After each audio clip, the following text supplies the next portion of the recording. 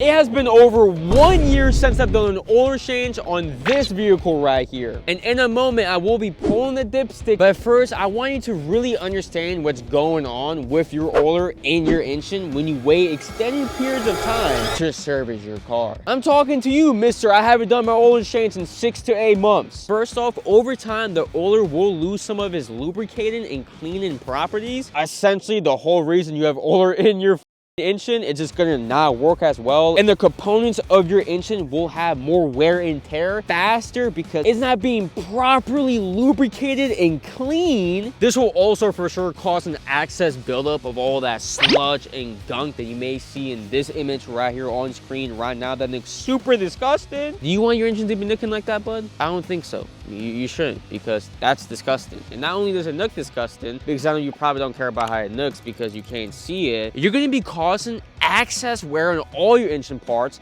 excess friction, excess heat, like it could overheat. Like actually, if you don't change your oiler for like long enough and you just keep on driving your car, your engine might overheat, and then from it overheating, other components of the engine will begin to fail, and in worst case scenario, your engine goes kapoop, it blows up, and now you have no more engine. Now, in some cases, you might be able to, you know, salvage some of the engine and repair it and just keep it going. But in a lot of cases, you're probably going to need a whole new motor. But this specific vehicle has been driven just about a little over 4,000 miles since it has been serviced. 4,000 miles since the last oil change is not that big of a deal if it hasn't been over a year. Like, it was January 29th, 2024 when this oiler was placed into this engine. Let me stop yapping and just pop the hood. Let's see what we're working with. Some of you may have never seen this before, so you might be geeking, so keep your panties together, but oh! It's not Hellcat swap yet, but listen, I am gonna do that. It's gonna start with an LS3 swap. You can watch the Road from Meme to Reality series that's linked in the description, the little playlist if you wanna know more. But listen, where's the dipstick? Here's a dipstick. Let me grab the proper tools for this. Got myself a white paper towel so we can clearly see the oiler color. All right, this is gonna be scary, but hopefully it's not too bad. Oh wait, hold up. This is not that bad. Sometimes you gotta like re-dip it to really see like the level. I'm not concerned about the level. I know the level is good. I just wanna see the color. Y'all see this right here? This is the oiler that's sitting in the engine after over a year of not changing it.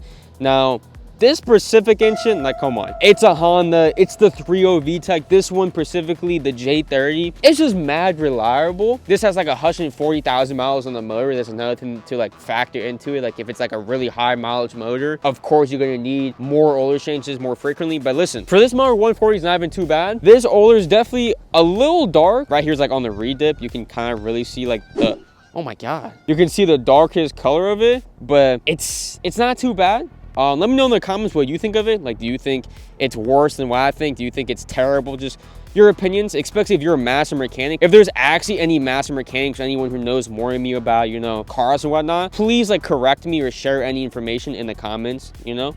I also noticed that the engine is performing perfectly fine. Like, I haven't really noticed anything, you know, too weird. Like, I haven't like, I floated once. Like, I had to floor it once to see what happens. Maybe I need to drive the car more too. Like, I haven't driven this car in like over a month. Like, this car was literally dead like earlier this morning. Like, I had to jump start it just to get it here. If you want to watch me expose the dark side of the car community, the video is on screen right now. So just click it to go watch it.